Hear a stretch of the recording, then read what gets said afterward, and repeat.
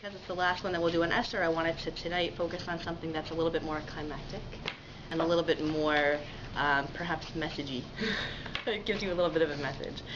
So to give a background about what we're going to learn tonight, this is actually the 7th verse of chapter 4, so we have a little background just to catch you up on as to what's going on.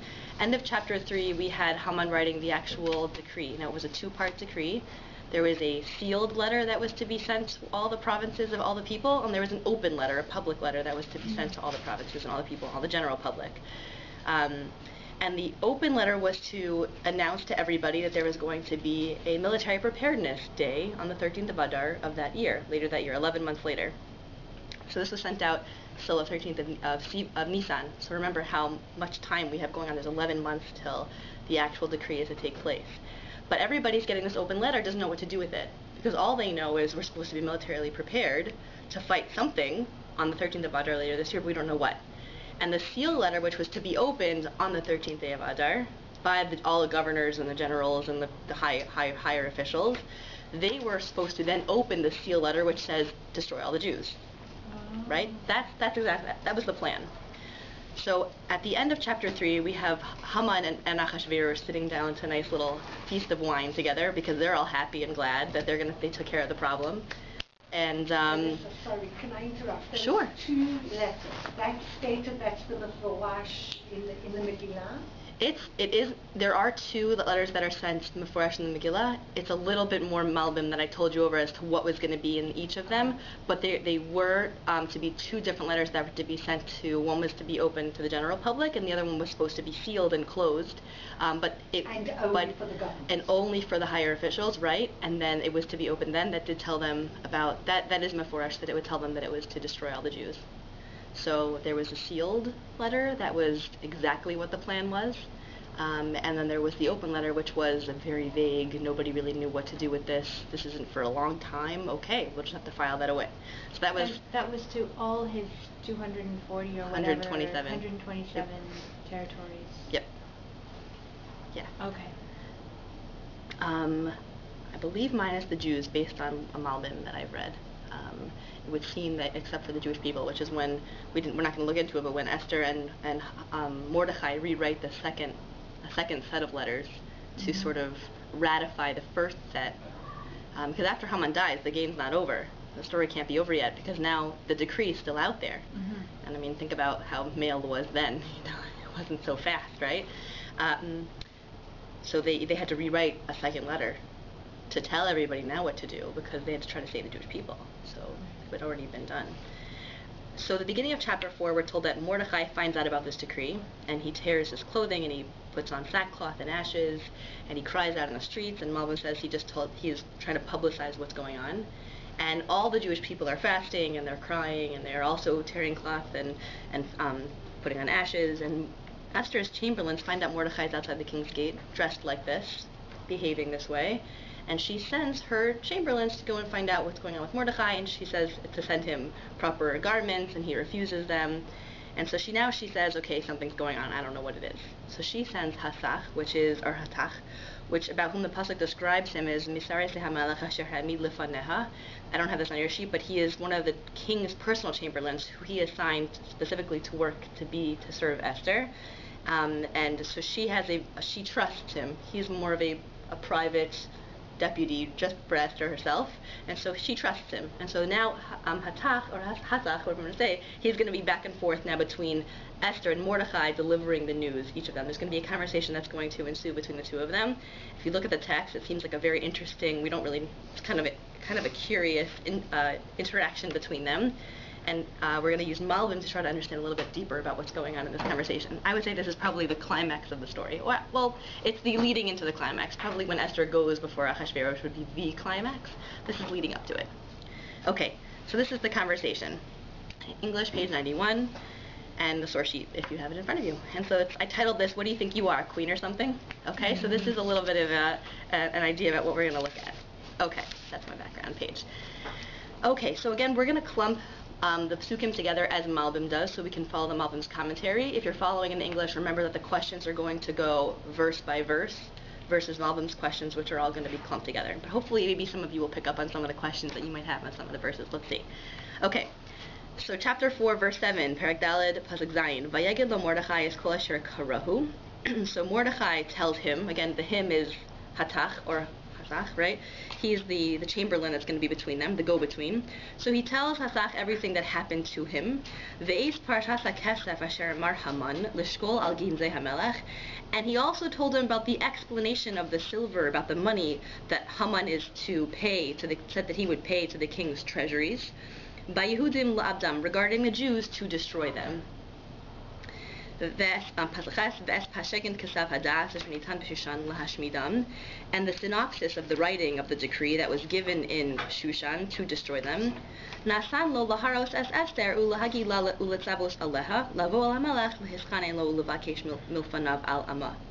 And so he gives this letter to Hasach to tell Esther, to show Esther, and to tell her and to command her about it, to come to the king and to beseech him and to plead with him about her people, or to plead before him about her people.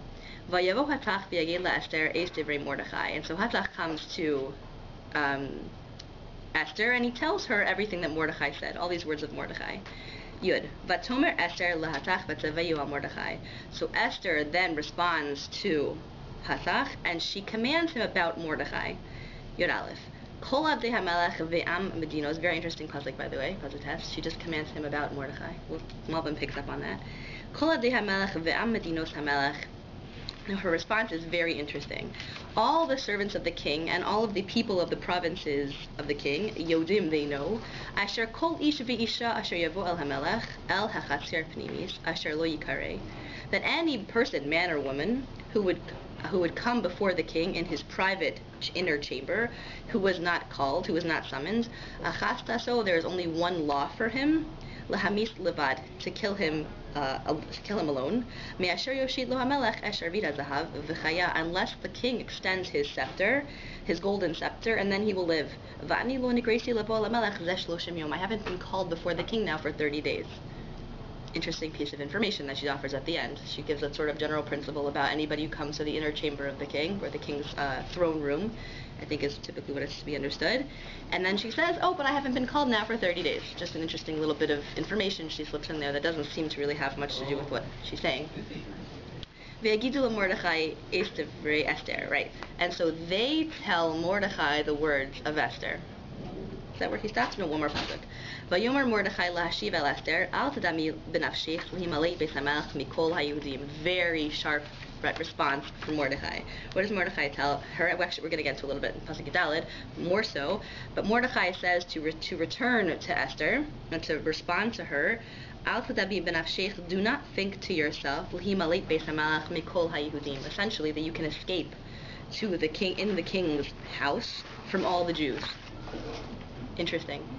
I was going to leave it open to see if you could come up with some other questions, but the truth is I feel I don't want to keep you here for too long, and it's already 8:30. So we'll just try to dive right into the Malbim here. But I think we already picked up on some of the questions that seem very interesting about some of the psukim. Okay, so here are the questions. Okay. Mahu es kol asher karahu. So again, I'm following in the actual Malbim text, so the English doesn't exactly line up. So what is this? And if you look, this is referring back to Pasuk Zayin, that Mordechai tells Hasach asher es kol asher karahu, everything that happened to him. What does it mean asher karahu? It happened to him. Halohu mikra hakol kulo. Doesn't the decree was about all the Jewish people, not just about Mordechai? What does it mean? Everything that happened to him, everything that's happening, right? To all the Jews. Uma inyan parshas hakesef hayal lichtov hakesef. What is this parashas hakesef, this explanation of the silver or of the money? Just say the money, right? To explain about the money that Haman was going to pay. What's all this explanation of the money? If this is indeed the synopsis of the writing, as I described previously, which was known and publicized to all of the nations, remember we said there were two letters. The first letter, and this is shot from the Megillah, didn't say to destroy the Jews. It just said to be ready, militarily prepared for the 13th of Adar, but it didn't say why. So if Mordechai is showing her the synopsis of the writing that everybody got, then how does he know that it's about destroying all the Jews? ואם היה מן הספרים שהגיעו ליד שרי המדינות, איך הגיע כתב זה למרדכי? And if indeed this is one of the sealed letters that was for the generals, the higher officials, how did Mordecai get it? Mordecai wasn't one of those higher officials. אחר שאומר להרוס את אסתר, למה אומר להגיד? After it says to show her this synopsis of the writing, right? Why does it also say then to tell her? Once he shows it to her, it's pretty self-explanatory, right? It's the whole edict on the page, right? He doesn't have to also give an explanation of it. Just show it to her. What's this extra word of lehagid and to tell her? And another word and to command her about something else. It seems another additional word about describing something he's supposed to do with Esther, but it doesn't seem to be so necessary. Lama why do we have two details here about the servants of the king and the nations of the king, the people of the king? This is referring to Pasuk Yud, Yud Aleph, that Esther was responding to Mordecai and saying all the king's servants and all the people of the king's provinces know. So what's the additional king's servants and the people of the provinces? Why describe both of them separately? Why are they both needed?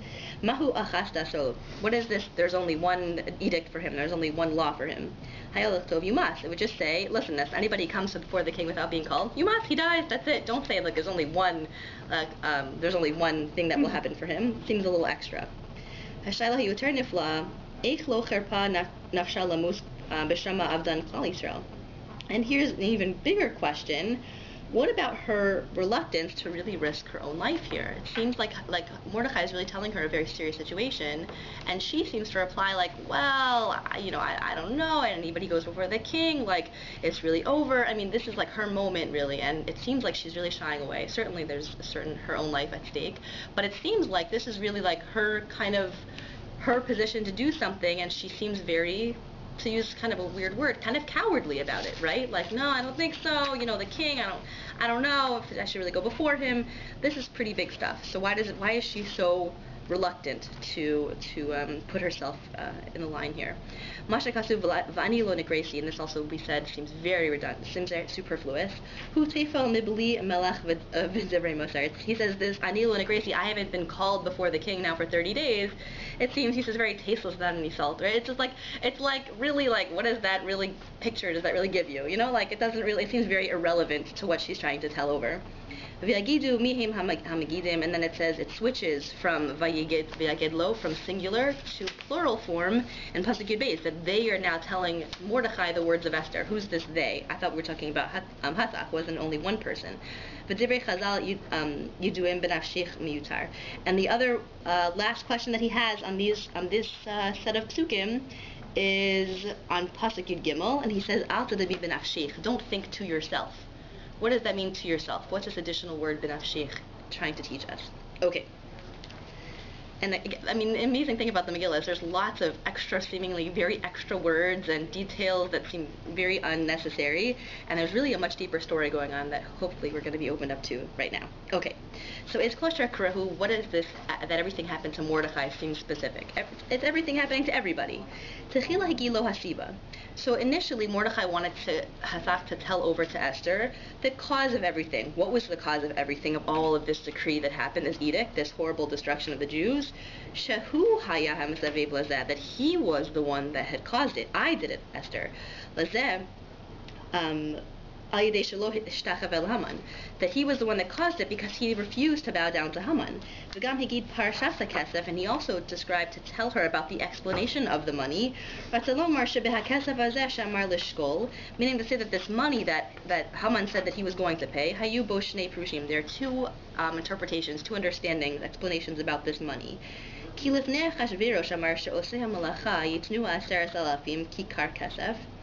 Because before Ahasuerus, right, it was told to Ahasuerus that the people who are going to do this work of eradicating this nation that is, rebellious against the king, was the story that's kind of told to Ahasuerus, that they're going to almost, pull it out of their own pockets to pay for it. We're doing such a great task for the kingdom that we'll even pay to do it, right? That they're going to pay this 10,000 talents of silver. And Achashverosh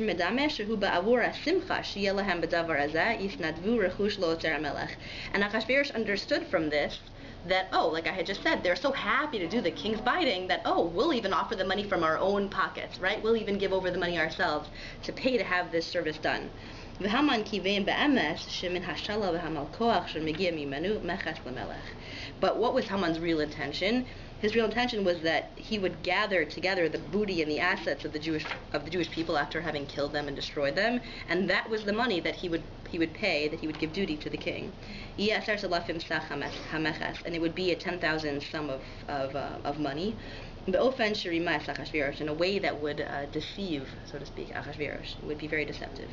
Because he would think it's coming from Haman.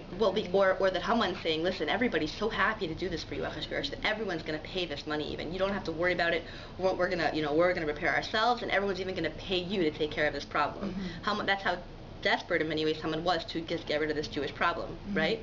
And so that's the explanation of the money was Mordechai didn't want Esther just to find out about the money that Haman's going to pay for this to be done, right? To show how serious this was, like that. But that Haman's plan is to pay Ahasuerus the money that they're going to take from the Jewish people once they destroy them. They're going to take all the booty once they kill everybody, and they're going to use that money to pay the king's treasuries. And that's Haman's real plan. So Mordechai wanted to stress to her how serious this whole plan is and how flat out Haman was about eradicating every last Jew. And that's the karahu, everything that happened to him. I caused all this to happen. It was me, I started it. I didn't bow down to Haman. And so now Haman got so furious, he made this decree to kill all the Jews. And that's this Parashat HaKesef, this explanation of the money, is that Haman now is planning to make this whole decree, and to show how much how set he is on accomplishing and achieving it, he's going to take the money from the Jewish people and pay Ahasuerus with it. So that's the explanation of the money. Vespashagan, and the synopsis of the writing, Hadas hi hasfarim hachatumim shebam haya katuv lahashmidam. This was the decree that was of the sealed letters, contained in the sealed letters that described the destruction, annihilation of the Jewish people. V'sifrei hadas ha'el lo hayu b'yad Mordechai ki hayu munachim chatumim tachas yad pachas Shushan. And these letters of this specific edict about destroying the Jews, Mordechai didn't have access to this letter. Remember, we said this was a letter that was sent to more of the officials and the higher-ups. So Mordechai didn't actually have access to them, but it was held by the governor of Shushan. Rak pashagen haya biyado, shnitan begoili liyosatidim. The only synopsis that he had in his hand was a letter about preparing, everybody should be militarily prepared for the 13th of Adar, more of a vague, open-ended detail. And the word to destroy them, Musav el Hadas, it describes the decree, min Hadas, meaning to say from this decree that was given out in Shushan to destroy them. This is referring to the sealed letters. So he gave him a copy of the synopsis of the writing to show Esther. Meaning this was the copy that was available to the general public. Everybody had it. There was one hanging up in the town's hall, so to speak, in Shushan. And so he gave her the one that was very general and public about the military preparedness. To show that there was already a plan underway, there was already something that was going to happen. And after reading or seeing the synopsis of the writing that they should be prepared militarily on a designated day, namely the 13th of Adar, Ulahagila, he was also to tell over to her, Ratzalomar al pi hasimun hazeh yuchal lahagila ba'al peh, meaning to say that he was also to tell her over verbally, Ti kavanas hapashagen hu shiyu hatidim lahashmid as Yehudim, that the intent of the synopsis of this letter was that not only should they be militarily prepared on that day, but they should be prepared to kill all the Jews. That there was an additional letter that's sealed, which is to kill everybody. Sorry. Go ahead. How did Mordechai know that? How did Mordechai know that? So it seems, I think from not what Malbim gets into, but it seems that there was a certain element of Ruach HaKodesh. That there was a certain element of Ruach HaKodesh that Mordechai was privy to. That's what it seems. It's a good question. And so he wanted to give her over this extra level of understanding of what exactly was meant by this open letter. And therefore from there he was to command her to then go before the king and to demand that she do something to save the Jewish people. So essentially what he's doing is he's describing, there's an extra word here that describes, it says Pashagan Kisav Hadath, and or Hadath, which is an extra word here which is not used to describe the letters that were previously mentioned. And so that extra word he's using to understand that it's describing the previous letters, meaning it's describing the sealed letters the open letter that was sent out to everybody, that he was supposed to now take this open letter that everybody knew about, show Esther the letter that was there, give her an explanation of what this letter really means and what the intent is. Do you need something? Yeah. And then not only to give an explanation, but also to command her, now it's your turn. You have to do something about it. It's your job now to go before the king and plead on behalf of your nation. Okay, so there's a 3 parts to what Mordechai tells her to do. So Vatomer Esther, Vatomer. And so Esther now is on the reply.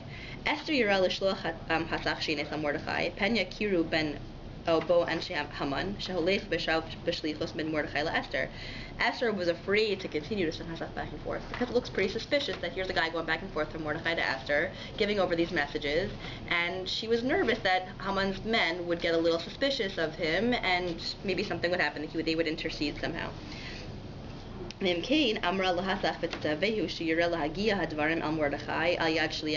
she told him concerning. So she told him concerning her concerns, and then she instructed him to then go and find somebody else who is going to be the next messenger to Mordechai. Meaning, I'm going to tell you what I would like to have done, but then I'd like you, please, to find someone else who's going to go and be the go-between between us and between me and Mordechai, because I'm getting nervous that you going back and forth so many times looks kind of suspicious. How did she know to trust him? So that was sort of based on the description. This is a Malbim I didn't bring down, but based on the description of that he was, where I wrote it down, that he was that based on it, Malbim understands that he was somebody who was, Achashverosh really kind of said this is, he really, not the word entrusted, but he assigned him to be like that kind of, what's it called, like next to Esther. Like he assigned him to be personally attentive to Esther, and that was all. Like that was his job, just to personally help Esther, and that was everything. So I suppose from that Esther had a certain trust for him because that was his job. His job was really just to be there for whatever she needed him to do. But certainly it's risky. This whole thing is risky to go back and forth like that. For Mordechai even to stand at the king's gates wearing what he was wearing, many comment also that alone was also very risky. So there's a lot of risks here, back and forth, calling some attention to themselves. Okay, so now there's a couple of different details here that are added on. Kol Avdei and then Amadinos. It seems kind of superfluous to use both. So Esther's response is really very interesting. So let's try to understand a little bit more of what's going on. And if you recall, just to look back again, because we read them kind of all at once in the beginning, she tells now Mordechai, all the king's servants and all the people of the king's provinces know that anybody who comes, any man or woman that comes before the king in his inner chamber without being called, there's only one law for him. What is that? To kill him alone, unless the king extends his golden scepter out, and he'll live. I haven't been called now before the king for 30 days. So this is Malbim now is going to describe what she's starting to say here. So Kol Abdei, why first this, all the king's servants? She's giving him 2 rationales here.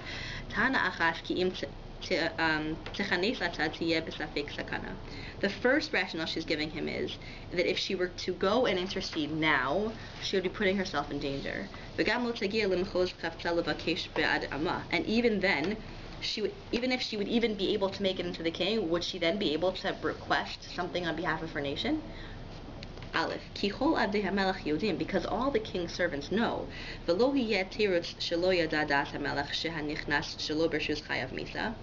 and she couldn't argue ignorance, essentially, to say that, oh, I didn't know that someone who goes in without permission isn't liable by death.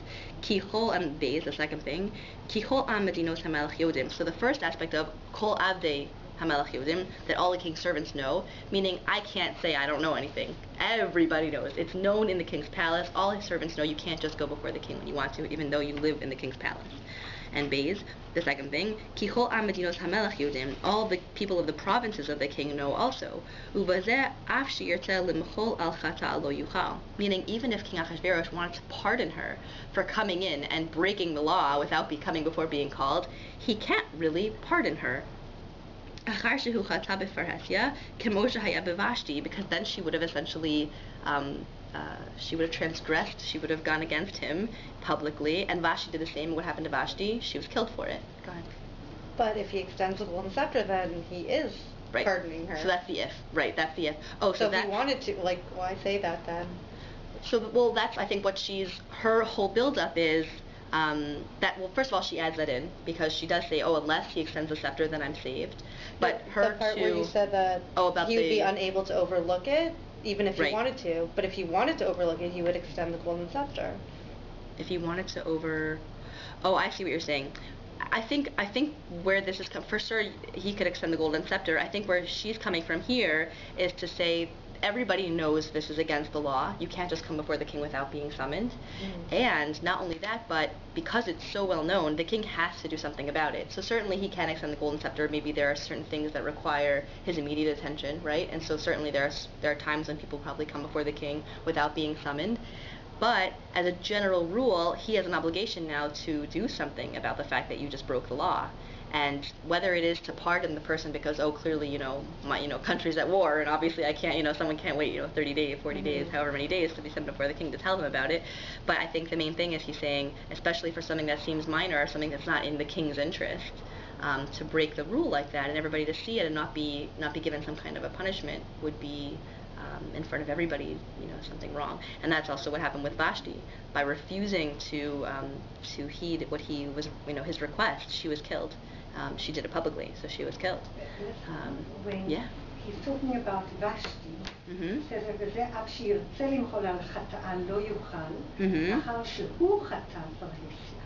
so who's the hu chata? It's not he chata. Oh, I think it's just talking about the general you. Achar shehu, meaning after he would sin and after he would transgress to the king in public, meaning this general one. Yeah. Okay. After somebody would, just like Vashti did. Right.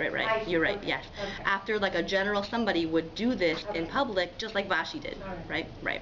But there's a difference between Vashti, because she did it publicly, whereas this would be Esther going into the king's private chamber. So that wouldn't be public. Right. Firstly, and secondly, he's an all-powerful ruler who can change the laws at will. And that's kind of where where he's coming from, as we saw last week, right?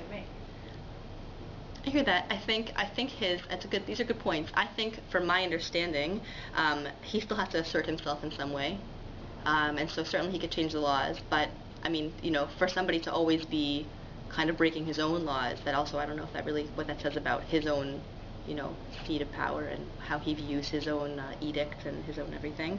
And we'll see we won't see now, but you will see later in the Megillah that when they want to now go against the letters that were sent to try to revoke the decree that was made, Ahasuerus says, listen, a letter that's signed with the king's signet sign can't be taken back. You can't revoke that. And that's something that he's saying, that listen, some of these things may seem really weird, or whatever, they might seem like very strange laws that are in place, but they're in place nonetheless, and if you break them, you're liable. In terms of this is a private chamber as described as, I think typically we understand it to be the throne room. And so there are the king's guards there, and I think that's also why she says there's the Abdei HaMelech part aspect also, because the king is not usually alone in his throne room or in his chamber, even in his inner chamber. Usually there are his servants that are there. Even to get there, you have to right. So there's all kinds of people that are involved, and so how private is a king's anything? I'm not sure, but I think that's where he's coming from here, is to say there's the inner people that are inside the palace that know, and there are people that everywhere else would find out about it. I mean, certainly Vashti's thing was a lot more public. There was a whole party going on, 180 days, people from all the provinces were there, it was huge. And this was certainly something that would be less so. And you'll see, I mean, and we know obviously that Esther is welcome by the king, and he does extend the golden scepter. And according to the Malbim, Achashverosh's response is, like, you're my wife, of course you can come in, like, it seems almost funny how that's kind of his, like, change of heart. But Esther is a little bit of a weak spot for him also, just like Vashti was, in a different way, but, yeah, but they're good, it's a good point, it's a good point. Okay. ולא תאמר שהגזירה אינו כולל את כל הנכנסים לזה, ולזה אמר שכל איש ואישה. Okay, and she can't make the claim that this law doesn't apply to everybody that would enter the chamber, because to this the pasuk tells us, kol ish v'isha, every man and woman, mebli havdel, without distinction, yeh mishi, whoever it is that comes in, they're liable. V'chein bal tomar shagzeira eina rak al hanichnas shelo letzorech. And also you can make the claim that it's this gezerah, this decree of coming before the king without being summoned, only applies to someone who has who doesn't have a worthy cause or a worthy need. But even somebody who comes in for a very important and worthy cause could really be still taken to immediate death. Lo yumas, not that he will, and that's also the idea of yamis, that he's killed right then, not lo yumas, that he'll die sometime in the future, he'll be put to death, but right then and there, people can just jump on him and kill him. And that's what the pasuk tells us, we'll have it right in front of me here, that somebody who, asher yavo al melech, that any man or woman that comes before the king, asher rak lo yikare, anybody who comes without being called, kol shelo yikare ein havdel bedino, anybody who comes before the king without being called, it doesn't matter who it is, there's no difference in their outcome, in what's to be done with them. Rak achasta, so there's only one law for him, lamis, to kill him. Meaning to say, whether his reason for coming before the king is of worthy, or whether he deserves special worthy treatment, and he's deserving and worthy of coming before the king and having the countenance, or not. And whether it's something that's urgent or not, also. There's no difference between them, and they are all liable by death. And it would even seem, because it says the pasuk, the actual word on the pasuk is here. Oh, where is it? Lost it. Okay, it says lahamis, to kill him, and it doesn't say you must, that he will die or he's going to be put to death, but it's almost as if he considers dead upon entry, right? Because anybody can pretty much, I guess, take out a whatever and just shoot the person there. Levad me'asher yoshit lo hamelech hashavit hazahav, unless the king extends his golden scepter, mechaper avono v'chaya, and it will, so to speak, atone for his sin and he'll live. Uv'cholzos halo kvar nischayev misa rak hamelech asal imo chesed. But regardless, the person essentially deserves to be killed because he still went against the king's decree about coming without being summoned. But he's saved because the king is doing a kindness for him. And now if I'm going to go before the king in his chamber, even if he would forbid and pardon the fact that I came and I broke the law without being called, it's enough that I will save, or that he will save my own soul. Now I'm going to ask for something else also. It's like if I go and he spares my life, that's already doing me a favor, because I've already broken the law. So if he extends the golden scepter and decides to let me live, then that's really that's almost my claim right there, right? What else can I say? I can't ask for anything else. This is her first point. So her first point is, after this whole build-up of everybody who goes and everybody knows and you can't go before the king, is, even if my life is spared, who is to say I can ask for another favor? By sparing my life, it already is considered a favor on the part of the king. Ta'ana Habe is the second point she's making.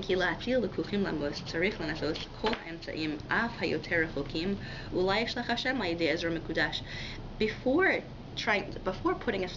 person should put themselves in a more risky situation, putting them in a more dangerous situation, it's important to try even the most far away, the most improbable means to try to make things happen, to try to save the situation, because maybe Hashem will send his divine assistance from something else, from some other holy site, some other holy place.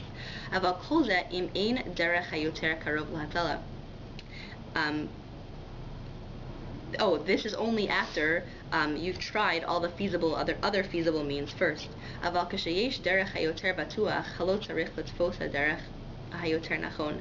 But if there's a way that seems more sure to work, then perhaps you should grab, or you should try to use that way that seems more probable. And so what she's trying to say is, now it's been 30 days since I've been called before the king. That perhaps in the next few days he'll call me. And so then it will be easier for me. I'll be called by the king in general. It'll be easier for me to ask for something on behalf of my nation, and it'll be even better for me to wait until I'm being called. So she's saying here, the second thing she's saying is, listen, certainly desperate times call for desperate measures, but let's try something that maybe is a little bit more sure to work before we do something too risky. Why don't I just wait a couple of days? Listen, the decree's not going to happen for another 11 months, right? So why don't I just wait a few days? Achashverosh will probably call me sometime in the next couple of days, and I'll ask then. When Achashverosh calls me, I'm not putting my life on the line. There's nothing, it's not going to be doing me a favor by sparing my life, and then I have to ask for additional favor by sparing my nation. So she says, maybe I'll just wait. I'll wait a few more days, but that's more feasible. It's more likely to work. Okay. So what happens after that? So v'yagidu hashluchim. So what's this again? It's very quick what he says. V'yagidu was hashluchim sheshalach Hatach. So this plural of yagidu is the messengers now that Hatach has appointed on his behalf, because of the fear that Hatach would go back and forth on his own, and it would look suspicious. Okay, so Yud Gimel. Al Tadami, translated here as do not think. Benashechas, to yourself. Do not think in your own soul to yourself. Hodia la b'shlichas hazeh kama pinos ikaros. So he wanted to make known to her the aspects of her, to point out to her some fundamental aspects of her mission. Aleph. So his response is very, very sharp. Kol she'anu ro'im davar hayotze min haragilos v'hateva tzrichim anu lashis alev ki Hashem asahu liyos ze emtzai etzlo leza tachlis hishgachi. Anything that happens that out of the ordinary, it's extraordinary, happens out of the of nature, we need to direct our hearts to focus on the providential outcome. Hashem is doing so that for a specific means. He's using a specific means to bring about a certain providential outcome. He's trying to bring about a certain cause. That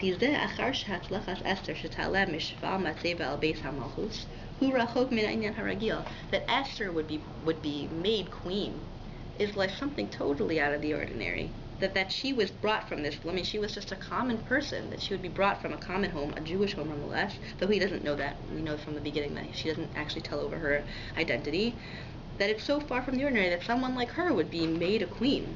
It had to, in Mordechai's mind, it had to be that she was put and made queen for a specific purpose. And after he saw what was happening, this terrible decree that was being made against the Jewish people, it seemed very clear to him that Hashem had appointed her to heal through her hands, or essentially to save the Jewish people. So clearly you were put in office to do this mission. This was entrusted to you, and that's why you're there. That's according, Mordechai sees it very clearly. His second point. L'chol tzara haba'a al Yisrael yesh eis mugbal v'zman v'yom hichsa muchan l'tshua al yedei ha'achanos v'hasivos me'achin liyeshua. Every suffering, every tragedy that befalls the Jewish people, there is a specific designated time, and a time that the suffering, the tragedy is meant to happen, and there is a day that is also prepared for the salvation through specific prepared means that Hashem put in place to bring about that salvation. V'im lo yoshio al yedei siba achas b'hechrech yamirat lahem Hashem siba acheres l'hatzalasam. And certainly, if that one mean that Hashem put in place initially, this is interesting how things operate, right? That Hashem initially put into place would, for some reason, not work out, then certainly Hashem has infinitely many other ways and other means of accomplishing the same success, the same redemption, the same salvation. And he quotes a pasuk here from Shmuel Aleph, Ki lo yitosh Hashem esamo, and the rest of it is Ba'avor Shemo Hagadol. And this is actually, it's a pasuk from Shmuel Aleph, Perek Yud Beis pasuk Chaf Beis, and it's that Hashem does not forsake His nation. And it's in context, it's after there's a lot of things that happen in the Jewish people, and it's a consolation from Shmuel to the people. Don't worry, Hashem's not going to abandon you. Hashem's going to save you. The last thing that Mordechai tells her, Kol davar she'ein mitziuso ba'avur atzmo, rak ba'avur davar acher. Anything that doesn't exist for its own sake, but rather for the sake of something else, mitziuso v'kimu talui b'davar hahu asher ba'avurohu nimtza. Then the existence and the establishment of that thing is dependent on the thing that gives it existence. Kemashal habo naginas hachoref lagadel nitaim v'tzmachim sheyitznu parim b'choref kebekayit. He gives a mashal of a gardener who builds like a greenhouse to put his plants, to plant his plants for the wintertime. He only builds this greenhouse so that his plants can survive the wintertime. If he would decide to grow them during the summertime, then certainly he'll destroy the greenhouse.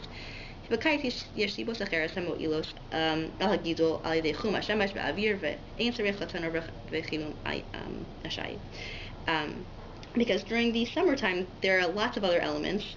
There's the sun and the atmosphere, and it's warm, and there are all kinds of different elements. You don't need the greenhouse. And so he was trying to impress upon Esther a certain idea. Because after she was put into the royal position, her existence, she was assigned to this position in the royal house. It wasn't on her own account that she was put in office, but it was for the purpose of saving the Jewish people. הזמין השם גם סיבות אחרות רחוקות שבאים תפשר אסתר ותחשוך מלהציל עם השם יצילם על ידי סיבות אחרות. And certainly Hashem has many other means, and if Esther would refuse and back down and not take the stage and do her part to save Klal Yisrael, then Hashem would employ other means. מילא צריך לא לחשוב כי מציאותה בגדולה וכבוד הוא רק בעבור שיהיה על ידה להצלה באש ההיא המוגבל שהיא עתה. And certainly he needed for her to consider that perhaps her lofty existence, her position as a queen in that royal house, was only for the purposes of saving the Jewish people, and the time to do that is right now. And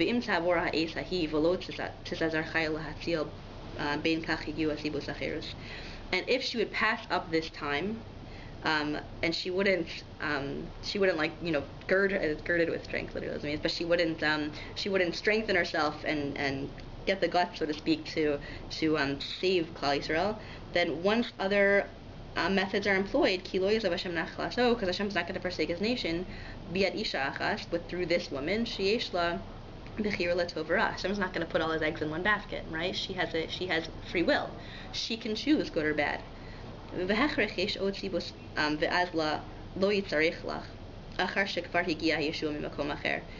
certainly there are other means that Hashem could use, and Hashem doesn't necessarily need her, because He can bring the salvation for the Jewish people from somewhere else.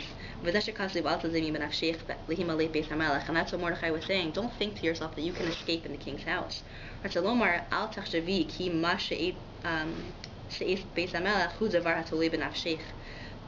Meaning to say that he said, don't think you were raised to the position of the king in the king's house because it was dependent on your own existence.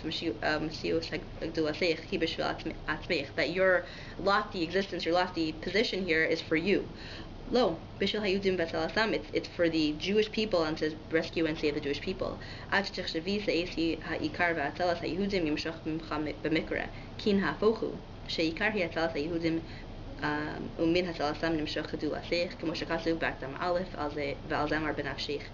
what he's trying to impress upon her was, he was saying, don't think that it's going to happen coincidentally. It's going to happen b'mikra. It's going to happen just by chance, that you're in office and somehow it's all going to come together. But the opposite, that the main thing, the main part of the salvation of the Jewish people is going to be dependent on you.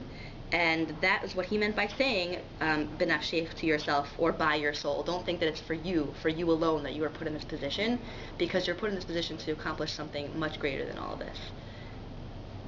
That was the first part of what he tells her. I feel like I'm way over time already. Should we do the last little bit? Yeah. Okay. All right, we'll finish the idea.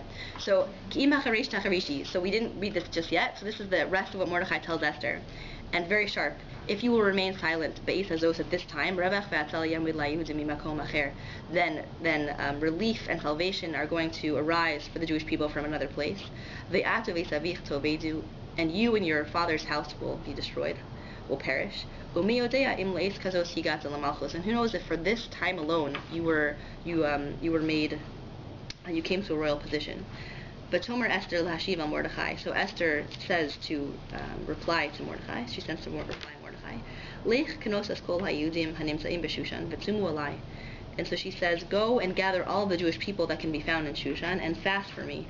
V'al tochlu v'al tishtu shloshes yamim laila v'yom. And do not eat or drink for 3 days, morning, night and day. Gam ani v'narosai atzum. And also myself and my chamberlains, we will also, my maidens were also going to fast. And then I will go before the king against the law, and if I perish, or meaning actually it's really in past tense, and that I perish, so I have perished. And so Mordechai passed and did all that Esther had commanded him. Okay, so let's see the last part of what Mordechai tells Esther very sharply. So the questions that he asks is Mahu ba'is hazos. Again, he says, if you'll be silent at this time. So first of all, he already said, no, he didn't. That was the first time. At this time. What's the emphasis of at this time? Uvichud. And remember something else. There's still like 11 months till this decree is supposed to take effect. So to say the time is now, you can almost understand where Esther was coming from by saying, listen, it's not for a long time already. I have a couple of days. I'm sure the king will call me at some point. And Mordechai is insisting, no, it's at this time.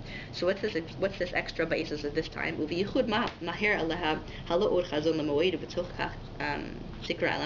is what I had just said. Why rushing her so much? There's still 11 more months to go, right? Certainly she'll be called before the king sometime in there. And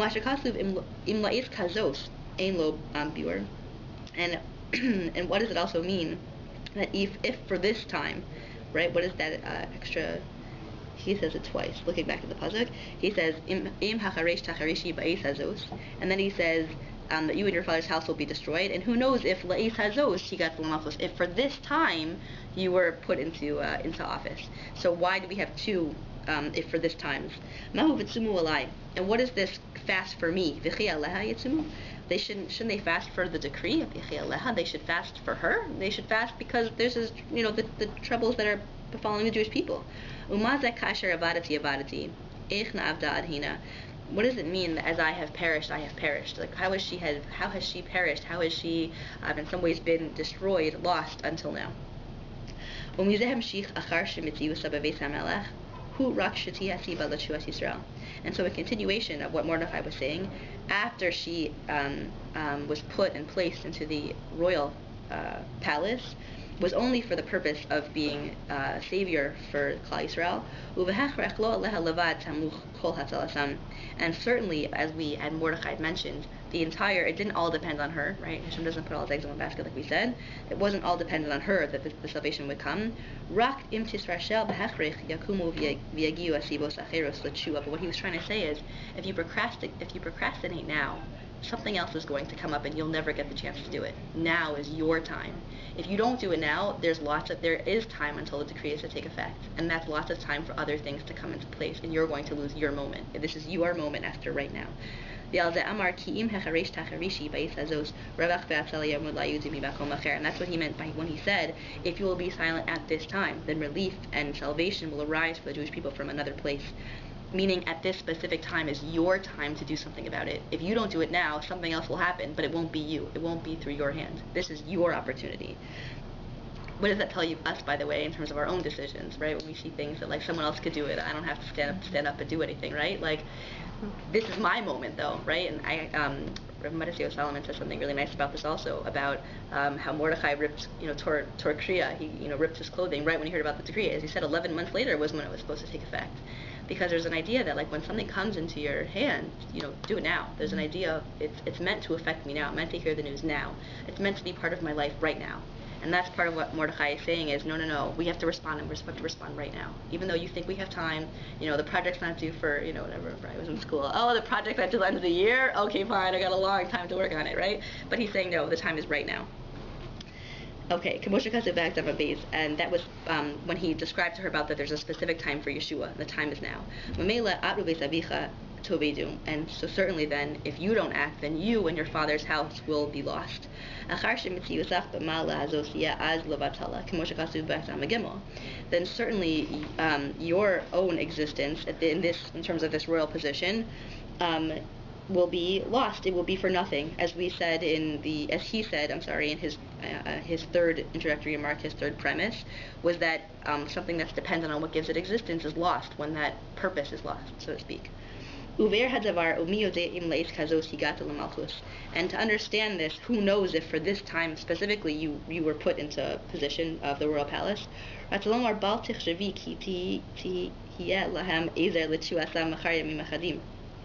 Meaning to say, lest you think that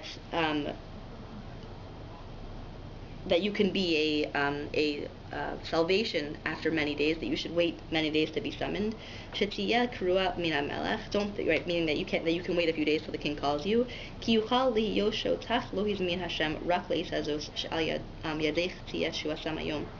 Because it's possible that you were appointed only for this specific time to be a salvation for the Klal Yisrael, meaning that this was the time for you to act, and there is no other time. And if you will wait till tomorrow, your time is lost. Your time will be over. It's not going to be your opportunity any longer to do anything about it. Because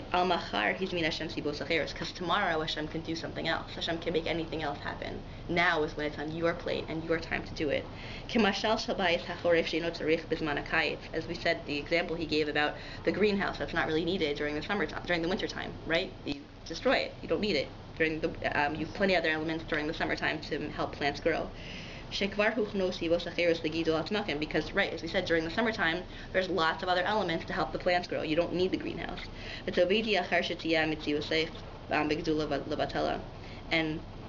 so you will be destroyed after your lofty position, your lofty existence will be made for nothing. Meaning, you'll never go down the book, so to speak, right? No one will remember you for doing anything. You're the queen that sat in there and essentially did nothing for her people, right? Now's your time to act. Now's your time to say something and do something. So what does she say? What's her response? Lech kanos, go and gather. I think the fact that she's relieved by this is really very interesting. That after Mordechai promised her that regardless of what you do, Klal Yisrael will be saved. I find that amazing that was something that assured her, right? Because I think many of us hear that, someone else will do it all, so I can step down. No one needs me, right? That's not what Esther said. Esther said, so Klal Yisrael will be saved. Okay. And not that relief will come through her specifically, that she necessarily will be the one to cause the salvation.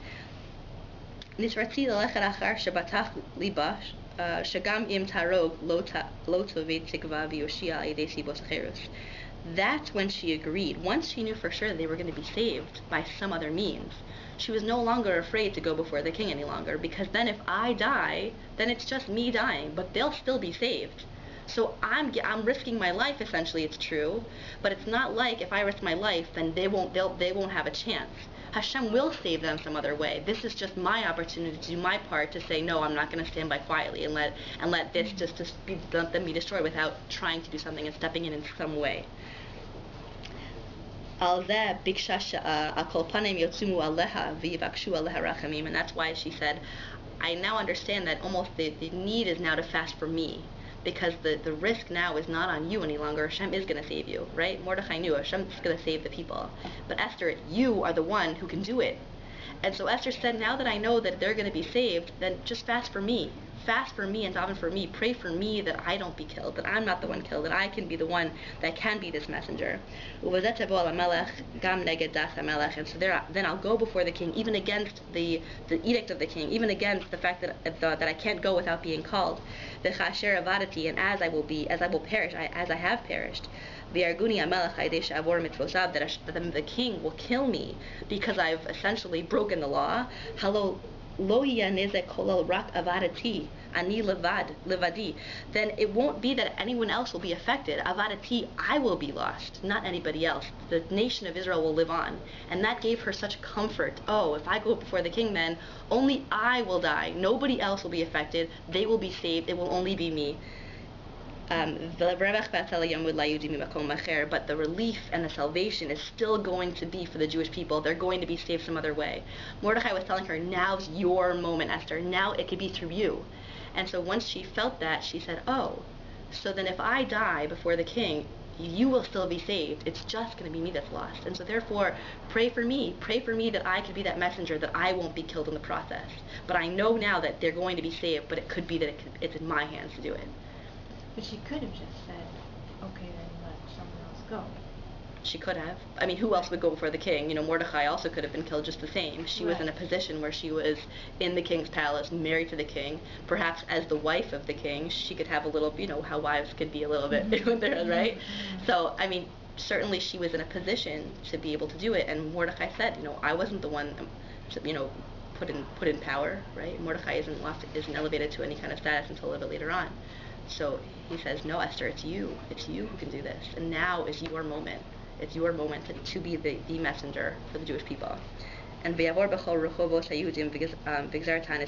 Esther. And so Mordechai essentially goes and he spreads the word that to daven and to fast for Esther. So I thought this was a very empowering message for not only to look at an interesting aspect of the Megillah story and see what's really kind of going on in a very interesting dialogue between these, Mordechai and Esther, but to see, I think, a really deeper message about, certainly Hashem has infinitely many ways of doing things. I think all of us have asked questions in our lives of, well, what am I going to do for this, right? God doesn't need me. He's so many other things. He doesn't need me to do any of this. But that's not the point. The point is that even if doesn't need you, it can be you. And that's, I think, what Mordechai is telling Esther. And I think it's a huge theme for all of us for Purim, as we all, whatever we're doing in our own daily life, whether it's, parenting or working or spousing, whatever it is that we're involved in, there's so many aspects of it can be me. The salvation can come through my hands. And I thought that was the message that I wanted to end off as we go into Purim. Chag Sameach, everybody.